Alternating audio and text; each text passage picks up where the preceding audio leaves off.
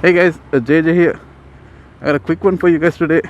This technique I'm going to teach you guys has saved me a lot of trouble over the years. And I'm talking about covering your controls. And we're going to focus on the horn today.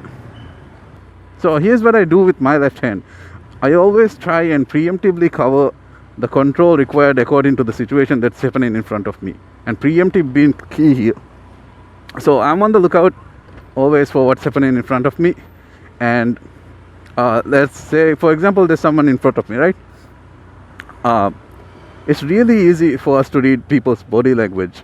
I mean, say someone's in front of me, I won't know what they are going to do, but if they are looking to do something suddenly, I'll know that they are looking to do something suddenly.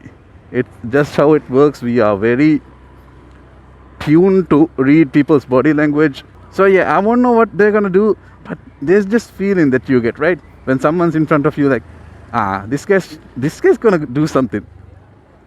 I'm looking out for that feeling. I'm looking out for those signals. I'm looking out for that body language. And yeah, when someone is acting a little suspicious in front of me, my thumb goes to the horn, and it's ready at the horn. So before they make a move, I could alert them with a quick blast. But if I kept my hand only on the bar with my thumb not at the ready, I won't have that quick reaction, because I'll obviously have trouble finding the horn if I'm in a panic situation. So if my thumb is posted right there, in a panic, it's just gonna press it. That's just how it's gonna work.